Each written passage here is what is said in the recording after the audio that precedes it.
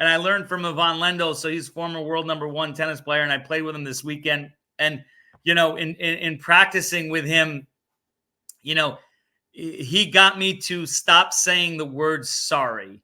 So, we've been practicing for about a year now, and now he's definitely better than he was and up to snuff in pickleball. And he's doing well with some events, some pro events too. And it's, if the ball hits the net and dribbles over, don't say sorry. If you hit your opponent with the ball, don't say sorry. It's part of the game. If they hit a good shot, don't tell them good shot. It might get you off your game. So some of these things go counter to what I do, innately. But I know that if I do those things, my partner will play better. And so it's all about what can you do to make your partner play better. And so it was a great experience. But, that's the thing I would say there is, hey, so now what happens for me, I've not only got rid of the word sorry, but if the ball, if I hit someone, that kind of just happens. But if the ball trickles over the net, I no longer say sorry, because I know it's part of the game.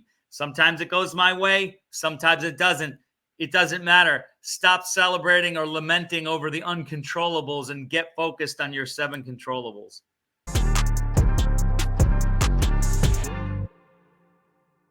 Hi, Andrew, we're live again. So we were just briefing on another great update to the upcoming Guinness World Record. This has been something that's coming to fruition for a while now. Details are rolling through. Stuff is getting signed. Give us a few more updates on that, where it's going to be, when, etc.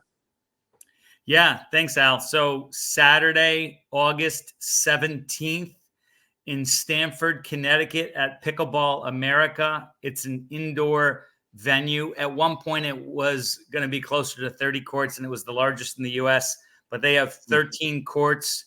We're using the show court for the world record starting at 12 noon and projected to go through 5 p.m. that day. And then on all the other 12 courts, clinics to raise money for Save the Children charity. Awesome. Absolutely awesome. So the show court, is that just like a stadium-sized court?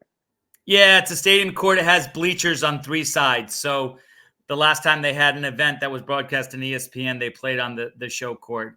And it's just what we realized with the longest volley rally in tennis is that you have to be aware of your eyes, because when you watch the ball at close range, go back and forth so many times, then your eyes play games with you. So the background lighting becomes really important. So not after the first hour is normal, but we find that kicks in after the first hour. Then your eyes start playing games with you. So, yeah. So when you talk about, I didn't expect us to talk about this, but when you talk about playing games, give us some more detail on like what your eyes are doing to you, like where your focus may be turning, etc., in that moment after the first hour or so. Yeah, we decided to wear sunglasses for our tennis volley record, and I may do the same for this one. So after a while, the ball turns into a blur, because when you see the same thing for an hour, then the path of the ball and the ball, you just can't tell the difference anymore. You actually lose sight of actually where the ball is. And a lot has to do with where the lights are in the background. Anything that is anywhere near that goes into your eyes is just really hazardous. So, yeah, there's a lot that goes into it. I mean, I downplay our practice because it's a mental strategy for me to remove expectation. So I do that on purpose. But I will assure you that we will be ready, and that the 4th world record will happen Saturday, August 17th. Just a matter of how long it's going to take, how many hours, and how many shots. But we're projecting over 10,000 in over 3 hours. So anybody that is questioning your training tactics should probably go and read your book instead and understand why those tactics are being used, right? Yeah. you hit the nail on the head. I mean, it's one of those things where I'm all in. There's a lot of things that go on with raising money for charity, which is the purpose of it. But game day, what I realize is I can't raise any more money. The best way to raise more money is to set the record. So, yeah. And so, kind of alluding to, let's say people are watching the live stream, and on that day, we'll put it up there too, which is August 17th. yep. Where can they go to donate to Save the Children? If you go to rally for FOR charity.org/donate, then that's where they can go and make a donation of any size. Symbolically, since the record is set at 10,000, that people can donate, $1, $10, $100, $1,000, or they could do, if they do a penny per shot, we make 10,000. That's only $100 donation. So they could do a penny, 5 cents, 10 cents, whatever per shot. And then their donation will be calculated once the record is set of exactly how many shots. I love that. I absolutely love that. So, once again, that is rallyforcharity.org, correct? Yes. And you can go there and make donations of any sort, all credit card processing payments. I believe crypto is even accepted through there. Yes. Etc. There is other things that will be coming on future episodes. We have a few other partnerships in the works. So I'll at least plug that until we actually are able to make those come to fruition. But there's a lot of cool stuff coming up. Cool. But involved with this world record as well, and really our subject of today and what we talked about last week, is you talked about navigating highs and lows, right? Yeah. Kind of what you need to do as an athlete when you are on a high and when you're also on a low. Now, building on that, what that impacts is really your confidence to a certain extent, right? Yeah. Because when you are in those lows, right, you're lacking a little bit of confidence. When you're on those highs, you almost have this euphoric confidence where you're like, you think you could take on the world, right? So you've really talked to me about two different types of confidence and why we need to define them as two different types. Can you break those down for me on what those are and why it's important? Yeah. So there's dynamic confidence and static confidence. Confidence itself is overused, and a lot of people use confidence as a method to improve. And the thing is, it's an optional thing.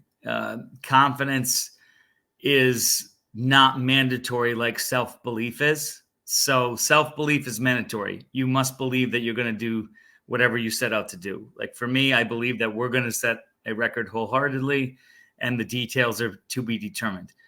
Am I confident that we're going to set the record? Yes, we've done it 3 times before, so my confidence is pretty high.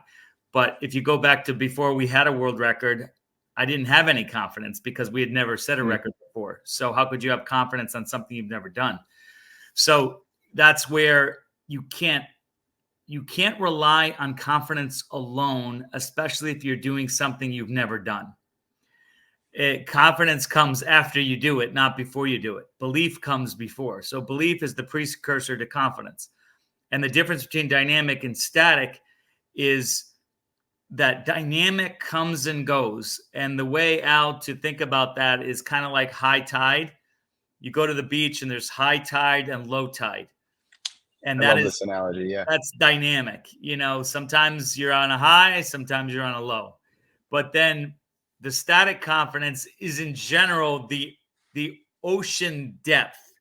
The depth is the static. The width, in other words, whether the water has come in or out, is dynamic. So an example of dynamic would be your family or your friends texting you saying, good luck in this tournament. Good luck, good luck, good luck.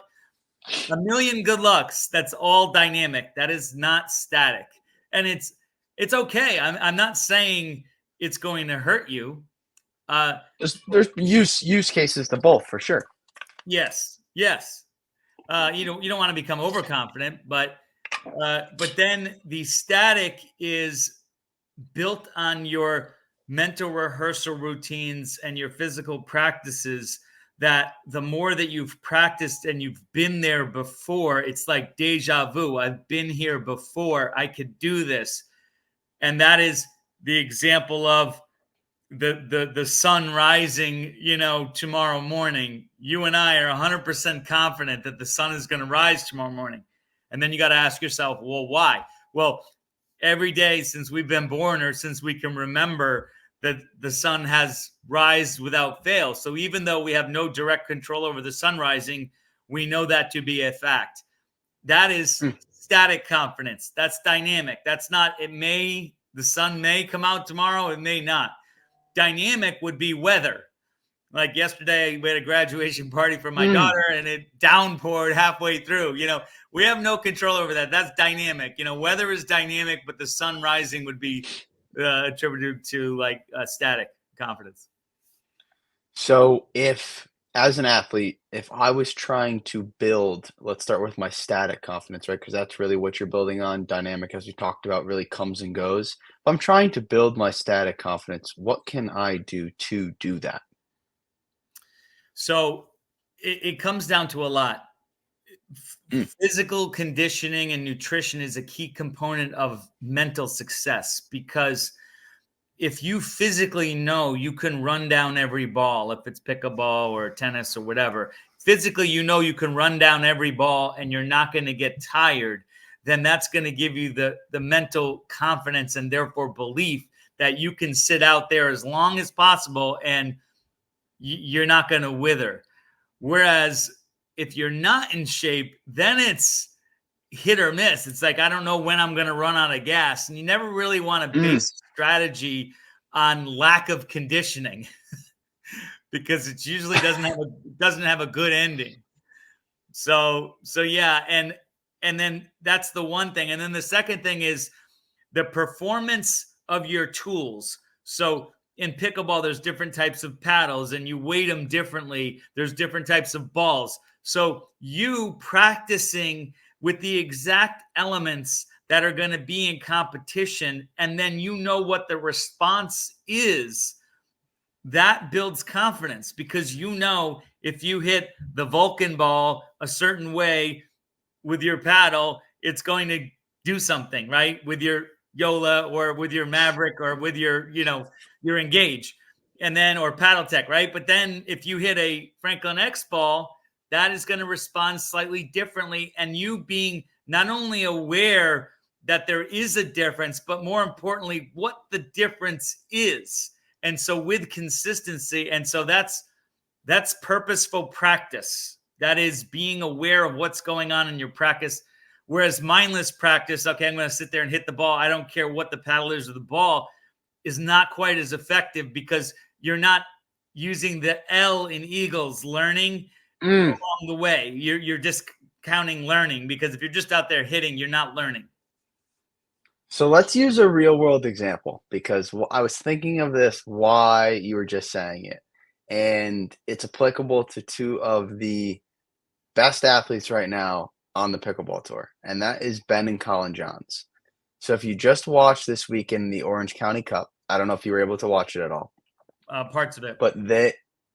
But they honestly, you could see in their body language how frustrated they were with this ball, right?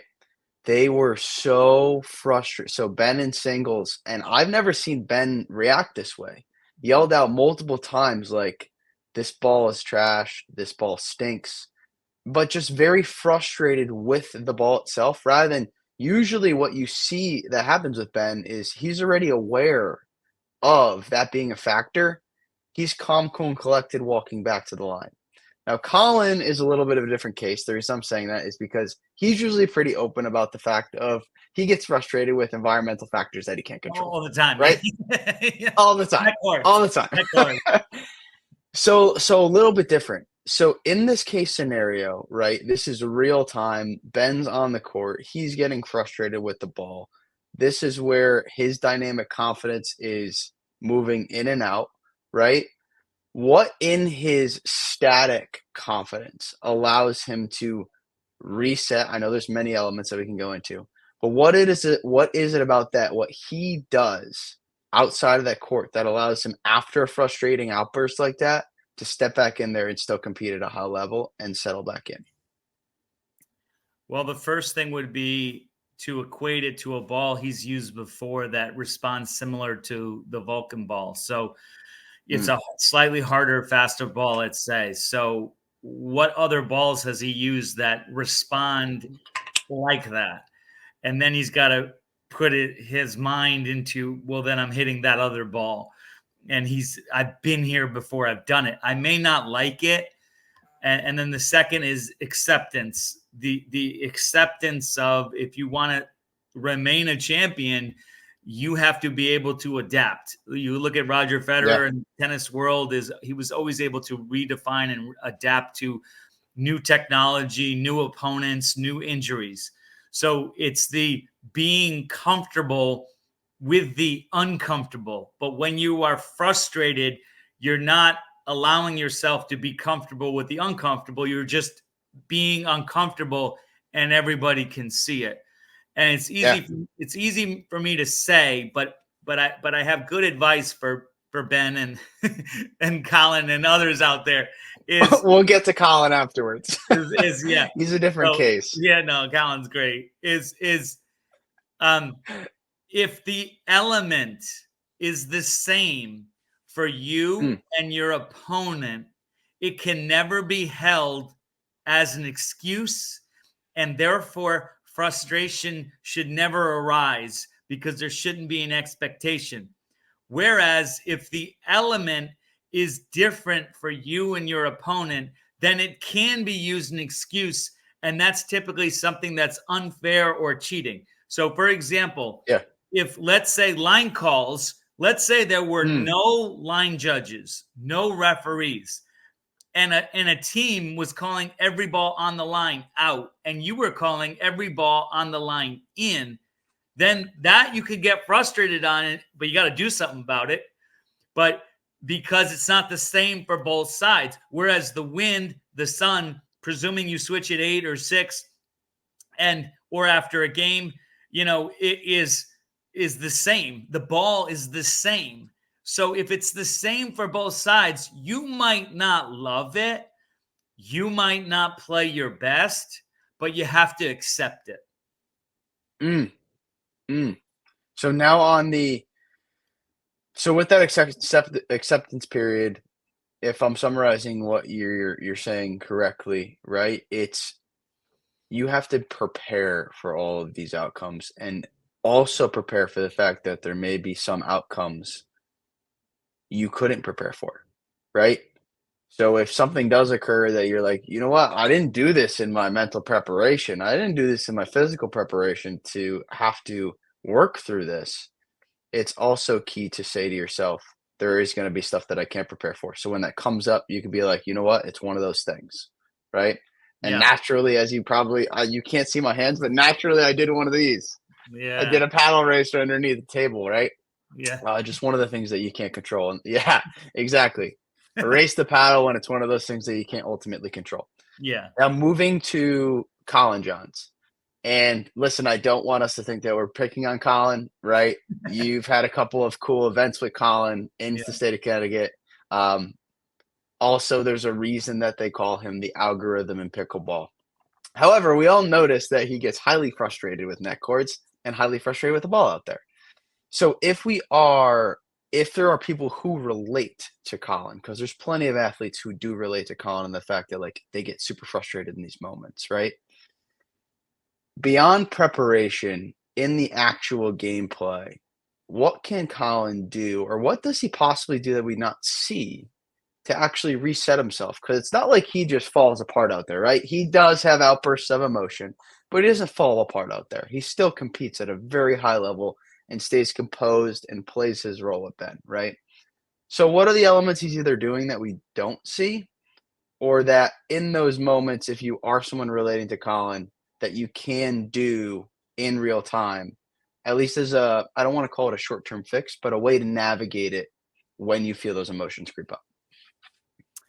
So the first is for a let cord, the ball, it might hit the net before it hits the net. So I would move my ball tracking to earlier than the net so that the ball might possibly hit the net. And the way to practice that is to call out net when you're drilling with someone when you think the ball might hit the net, and then how frequently are you calling it out? And let's say it's 2 of every 10 shots. Well, 20% of the time, you better be ready that the ball may tip the net and do something different. So the first thing is pre-tracking or tracking in advance so that you see it coming. Maybe you could react to it. And then the second is the frustration, so if I were to tell Colin, I'd say, hey, it's okay to have frustration because everybody performs differently. And you need some type of frustration, setback, or ineptness to improve. The more that you feel inept, the more that the sequel is improvement. But people handle frustration differently. So as long as frustration makes you play better and not worse, then you embrace the frustration.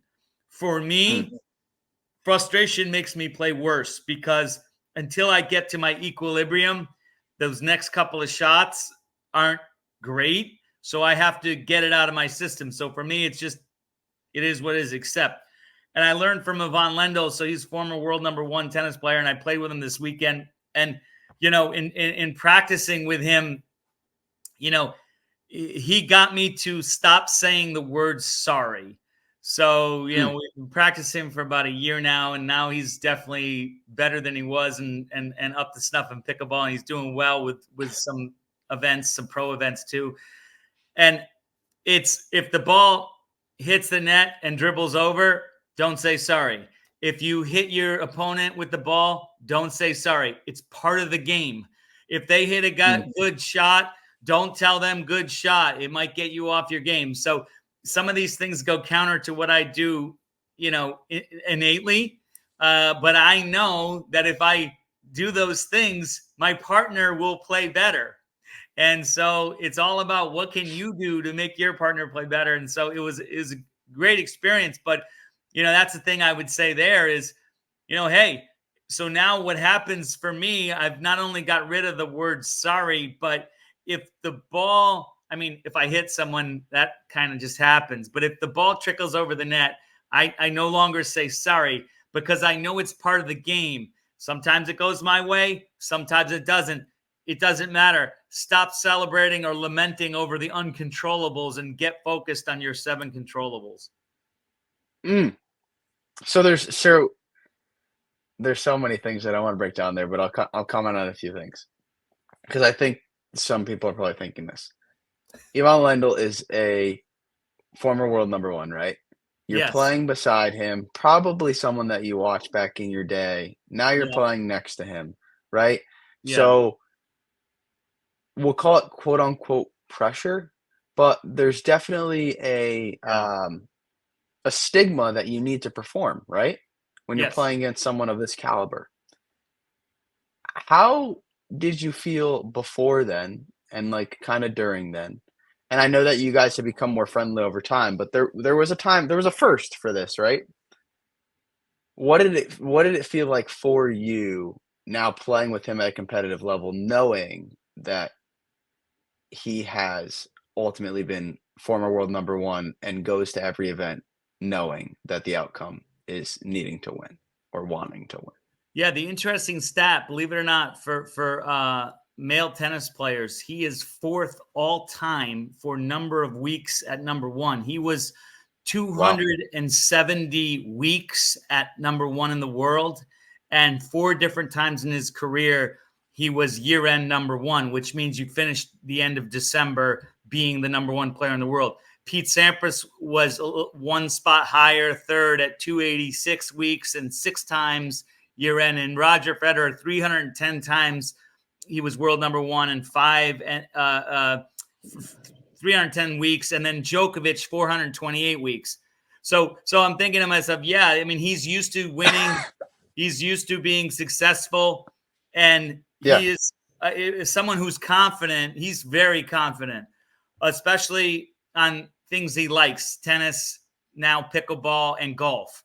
So you don't mess with that. You kind of embrace it. So yeah, I would say when people ask me this weekend, how was the competition? I said to myself, I wasn't focused on the competition at all. I was focused on my partner because Yeah. I had much more pressure to perform from my partner because he expects to win gold. There is no silver, that just Yeah. gold, and that's all it is. And so for me, getting ready for it, it was, let me shift to my Eagles F. I kept shifting in my mind to what I can control. I can control my effort. I can control my attitude. I can control my gratitude. Who gets a chance to play with someone that they've watched growing up? And of course, I mean, we worked together for 10 years in the tennis industry, but to reconnect with pickleball and to get him into pickleball the way he is for me very rewarding. And then the learning is, what are we going to do? The enjoyment and sportsmanship, and of course playing freely. So I kept going back to the controllables. And what I realized is, Al, your controllables are static. They are not dynamic. So it doesn't matter who you're playing with or against or what tournament you're playing. If you just focus on the same things that you have been focusing on, it's no different. And once you hit ball number one, it was in the first game. And what really, I would say I was excited. I wasn't nervous, but I was excited. And I know that when I'm excited, I hit my serves long. So I know that about myself. So the two things I did, right, I start a little further back and I swing a little slower purposefully on my first few serves because I know that ball has a tendency to go long, and I can't afford to calibrate my serve in game time. I do that in practice. So I missed my serve long on purpose in practice. So I got it out of my system. But I'm proud to report I didn't miss one serve the entire weekend, and I only missed one return the entire weekend, and that return was long. So I did what I wanted to do. I would say I was 3 pretty much across the board with Eagles, but I thrive under pressure. Different athletes are built differently. I'm wired with the more pressure, the more on the line, the more I show. I could show what I'm made of. Whereas if it's practice, not much on the line, I'm a decent player. And some people, they say, no pressure, no pressure. And I always flip that and phrase in my mind. I said, no, pressure, pressure. Tell me that there's pressure. Don't tell me there's no pressure. I don't play well. Yeah. There's not a lot on the line. So, yeah. So that's an interesting dynamic, right? Because I think you're right. I think there's a lot of people that almost a lot of athletes that kind of like scare themselves in a way to needing to perform at a high level, right? And I know that we talked about that a little bit. Yeah. When it comes to those pressure situations, I think the other half, and there's multiple elements of this, but I want to break down a couple. Well, because it's something that I also struggled with myself. I think there's that one tier where like you're expected to win and there's a lot of pressure, right? The other half of that, I believe, is like when you are playing a much lower skilled opponent and you now are like, okay, I can't lose to these guys, right? Even winning doesn't feel great because you believe that they're less skilled than you. So I think that's another piece of how do you navigate the pressure moment of where winning isn't even enough, right? Now it's like you don't even feel even if you beat them 11-0, you don't feel satisfied, right? So you just talked about how we navigate high pressure situations and kind of like what it feels like to be in those. Now navigating when you're playing a lower skilled opponent, do you need to change your game plan? Like what else do you possibly need to do? Or are you just like, I'm going to stick to the same thing no matter what? Or am I supposed to take less risk? Like, what does that look like when I'm playing an opponent that's actually less skilled than me now? So there's a couple of factors. If Yeah. if the score differential matters, then your mindset is going to be drastically different than just winning. So I use the basketball analogy. I remember I was watching the UConn Huskies. I'm a UConn alum. I played tennis there. And I remember they were up 20 at halftime against a very good team. And I said to myself, if they trade baskets, do nothing special, but trade baskets the whole second half, they will win by 20.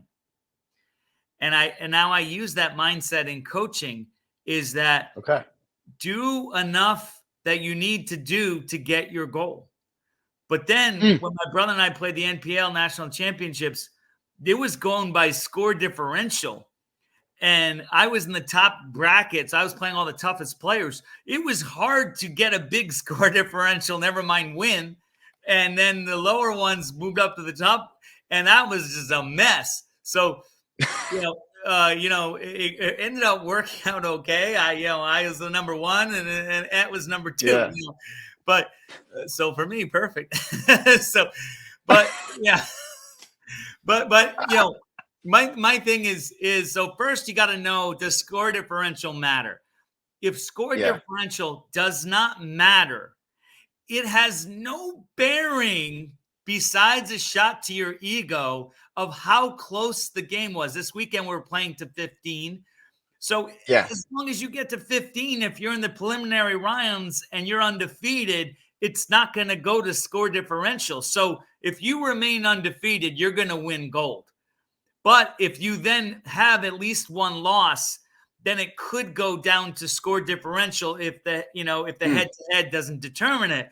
So in that case, then you do need to win by as many points as possible. So, but at the end of the day, if you look at all of those, Al, those are all outcome driven, and you don't have full control over the outcome. Just like you don't have control over winning, you don't have control over score differential because you don't have control over winning the point. You have control over you in that moment, hitting the best shot you can the way you practiced. But if they had an unbelievable response that's untouchable, hey, it's too good. So that's why I like to say, if you focus on your 7 controllables and you accept the uncontrollables, including outcome and score differential, that's where it starts and ends. So it's kind of simple but complex. It goes back to the same thing. It's not like next year it's going to be something different. Your effort, I dove for a ball. It was a really cool point. People sent me the video of it. I saw it. And wasn't that cool? And and now I have a battle wound. Full extension, Ange. Yeah, full extension. You were absolutely full extension. I mean, you're so fast. You would have got there and made it, off the bounce with no dive. But for slow players like me, I do have to dive around. But it was funny. The comment Yvonne said after so we won that game, and that was one of our better points. We won that game, and I remember he goes. I asked him about it. We were talking about it, and he goes, "Oh, I don't think you had a dive to get that ball."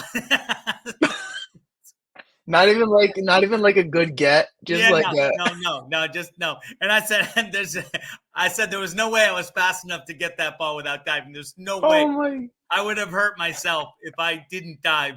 But it just So going back to that, the thing is, here's the best advice I could say on quote beating people that are you are better lesser than skill. On paper.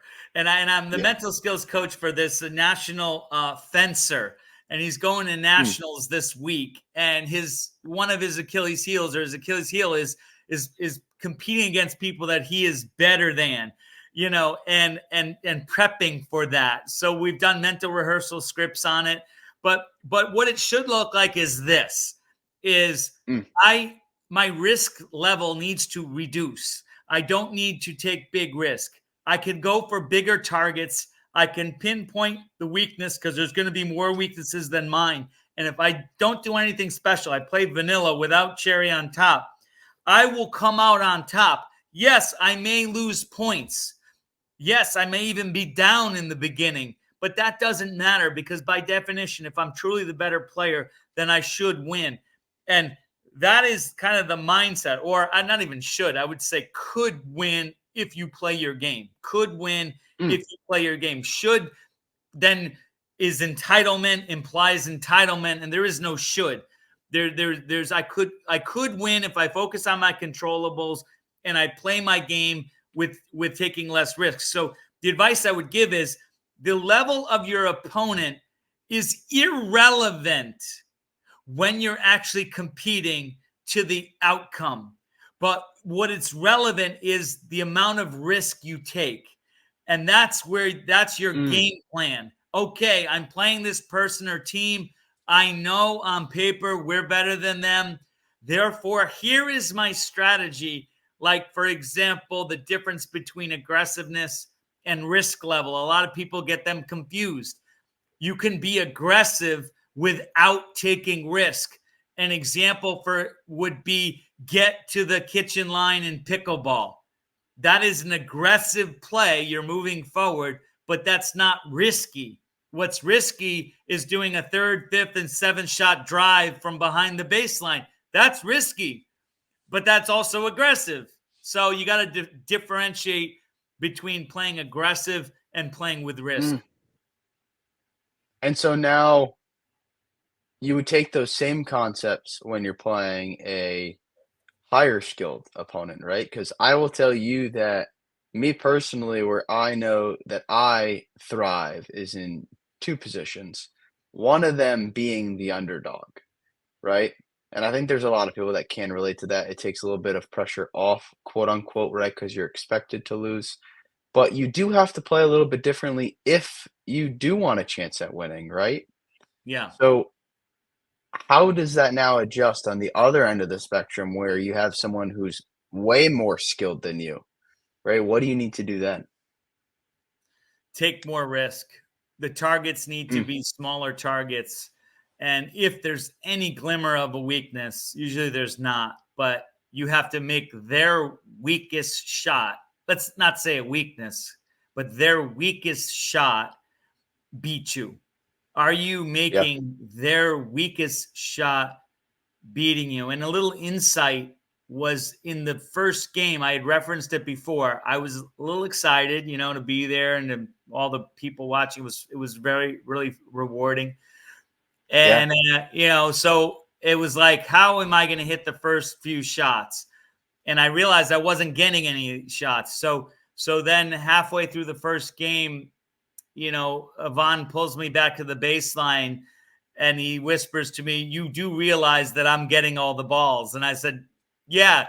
So the plan and worked out well, was that, when they returned the serve to him, he would drive his forehand low up the middle, and I would peel, pinch, and poach. I would peel around so he knows that I'm conceding the ball to him. Give some I would space. pinch the center, and then poach. And that worked like a charm. But sometimes in my learning, so my L in learning, and it took me a few games, but if I pre-committed to the poach, no matter what, it was hit or miss. If the ball was low and unattackable, it was tough for me to make that shot. So it's got to be the ready to poach and move if the ball warrants it. And that's where I played my best, was more seeing what was actually happening and then going rather than a pre-planned go. The pre-planned go is much tougher for success. And so to that point, when you are playing people or individuals or other athletes who you think maybe higher skilled than you are, or even, relatively at the same level, we can get a little bit more detailed in. But like you said, definitely when you're playing someone more high skilled, you do have to take a little bit more risk. But know what the difference between aggressiveness and risk is, as we just defined, right? Yeah. Meaning everybody has some shots in their bag that they may hit only 5, 6 out of 10 times, rather than the 8, 9 out of 10 that you usually hit them. You may have to pull a couple of those out in order for you to have the best chance at beating somebody who is much higher skilled than you are, right? Yeah. Now, when you are on the same playing field, actually, let me backtrack for a second, because I want to give a reference that's really, really good to just kind of drill this in. So the reason that everybody plays chaotic against Colin and Ben Johns in doubles is because they know the chance of them beating them in a dink rally is slim to none, Yeah. right?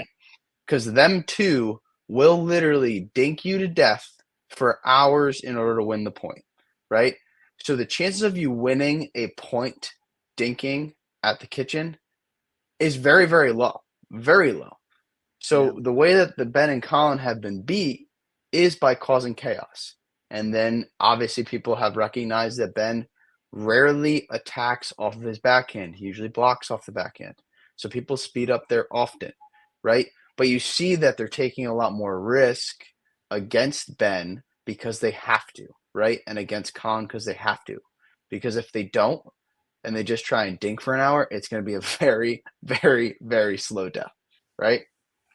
So now let's add the last element here, which is if you are playing somebody at your same skill level or similar skill level, how are you going to act? Or I'll change your strategy, etc. Are you playing to your strengths still? Are you playing to their weaknesses? What are you really doing in that scenario? Yeah. So you're identifying their weakness. So there's going to be a shot that's weaker than all the other shots. And so let's say it's someone who plays the left side in pickleball and it's their low backhand that's weak. Then if I ever get a dink, I'm going to do a slice cross court low to that little corner there, that little T, all day long. And, Mm. and, then some people say, well, isn't that going to be boring? And I say, winning isn't boring. So, you do that same thing. And that's, I think, what makes Ben and Colin Johns so good together. Exactly. The first thing is because they will sit there for hours, like you referenced, and it doesn't matter. Mm. They're going to sit there for hours. And the thing I am impressed with them on is whether the team is strong or not, they'll just stick to that. We're just going to do it. They don't change their game plan. They do Yeah. not change their game plan. And then the other, though, that I've really just been impressed with both of them is they're like clay, though. They are really good at assessing weaknesses and then exploiting them. And so it's the same game plan, but they're able to morph their playing style mid-game, which is so hard to do. And I think that's why they've had such a good track record of being at the top. But it would be make the person's weakness beat you. I mean, there was one player we're playing against, very good player this weekend, and then we both said, we got to keep it away from this guy. He's making every shot. And you have no ego in it, just to beat that person, the best person. Who can your goal is to win. It's not to preserve your ego. So if there's a certain spot on the court that you have to hit, then you're going to have to hit that spot. And if you can't hit that spot, you don't deserve to win. So really what you're looking for is that small edge that's going to give you the advantage. And there's no reason to change that strategy throughout the game if they aren't adapting to it. So for example, like you said, if the backhand side is weaker and you're winning points off of that, keep working that all day long until they make an adjustment, right? Yeah. And I think you made a huge point there, which is awesome, is that Ben and Colin don't change their game, but they do briefly change like patterns, right? So they'll work a different pattern at the net, trying to figure out, okay, where are they a little bit tight on this day? Are they a little bit tight on their forehand dink? Are they having trouble on their left foot? Are they having trouble on the backhand? So they aren't necessarily changing their game strategy, but they're trying a different pattern and working with spots that may be the weakness for that day, right? Because at the top level, it's not that everybody can't hit majority of shots, but sometimes they're having trouble with one shot over another. Maybe they're having a little trouble blocking that day. As athletes, we all know that, right? We all know that we go through highs and lows, as we've been talking about, of an extraneous amount of shots, right? Some days your two-handed backhand roll is working fabulously. Other days it's a 1.5 on the paddle 50% of the time, right? Yeah. So I think that is a really good point that you made. So I really wanted to break down those three pieces because I think all of us as athletes go through those three different scenarios, and you totally feel differently in every single one, right? Like, you feel differently when you're in the underdog. You feel differently when you're expected to win. You feel differently when you are on an even playing field, especially if you can recognize that somebody's picking on one of your shots. It's like, okay, how do I get around that? Right? Um, but I wanted to close with something specific because, once again, information loaded episode. We touched on a lot of subjects, and we're really going to start niching down more into one of these items in shorter clip videos, so like 15 minutes or so, to just give you all the details on one item. So I want to kind of let the entire audience know that's what we're going to do moving forward, and it's going to help you tremendously. But a major thing today that I felt like you brought up when it came to controlling so many elements out there when you're actually in the game itself, and how to even prepare for it, is one elite skill that I want you to talk about. And I think you know what I'm going to say. But that elite skill that you keep pressing into me that all the top athletes have is awareness, right? Is their ability to know where the ball is going. Yeah, So anticipation. anticipation, right? Can you define that a little bit on even what that means? Because people are like, okay, I need more awareness. I need more anticipation. How do I even train it? Or like, what is it? So can you define that for us and then just give us a little bit on what we can do to improvement? Because that's what separates the top athletes from the rest. Yeah. So they did a study maybe a few years ago when Rafael Nadal and Roger Federer were the top two in the world. This is right before Djokovic made his mark. And they said that, why are they winning all the Grand Slam titles and the big tournaments and not the other 98 in the world? The other 98 in the world are still really good professional tennis players. And the one skill that they both possessed was anticipation. If you can look at that, you can even look at it with Ben Johns and singles sometimes, and Roger Federer, Nadal on the return of serve in tennis. They're moving to your serve before you've actually hit the ball.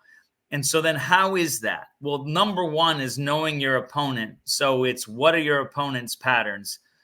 Number two is, at a certain score count, does the person take risk or not? You need to know that.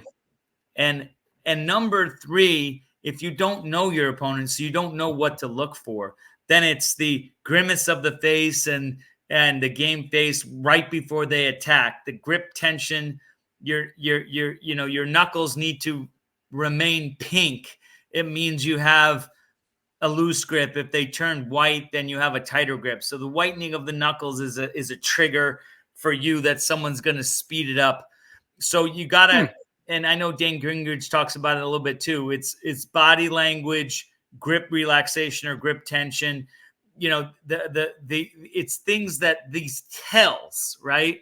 So you have to really understand tells of your opponent, because think about it. The ball is not hitting off a board and coming back. An opponent has to hit the ball to get it back to you. So everybody is going to have a tell. It's your job to figure out what that tell is, and then communicate it to your partner for a double so that, he or she can also be aware of it. So the ping pong ball. So we practiced the other day, Al, with the ping pong ball, and I even brought one to our tournament, and Yvonne and I warmed up with it a little bit. And for those of you that play pickleball, I love that. If you practice with a ping pong ball, the ball goes, it feels like 10 times faster, but it's at least twice as fast, if not more.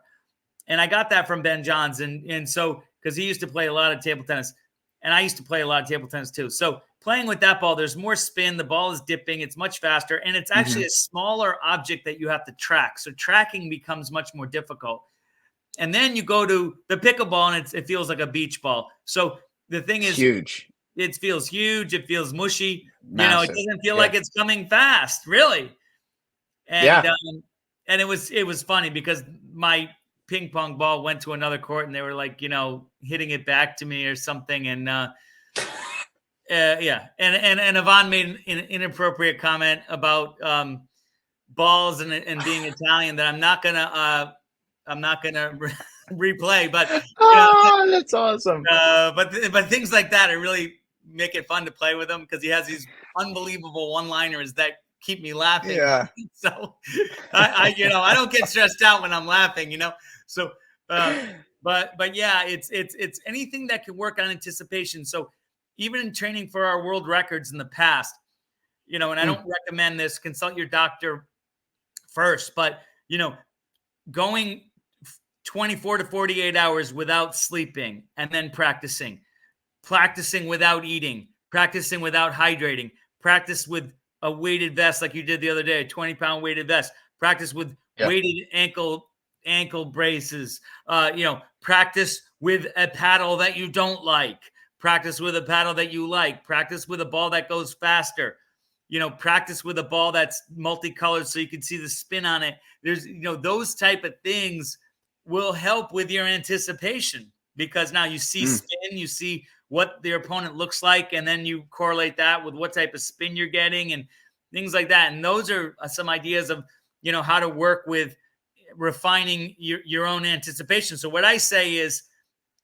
when you become older, your physical quickness goes down, but your mental quickness or acuity can go up and does. Yes. And I will be very direct that sometimes when I play against Angelo, I'm like, how the hell did he know that I was going there? I was doing that, right? So I can definitely attest to the fact that over your experience between tennis and pickleball, your anticipation is through the roof, right? So, and as you mentioned, that's something that you can continuously work on over and over and over again, regardless of your body getting more fatigued, more tired, right, etc. Either way, though, thank you for another great podcast. There's so much information once again on this one.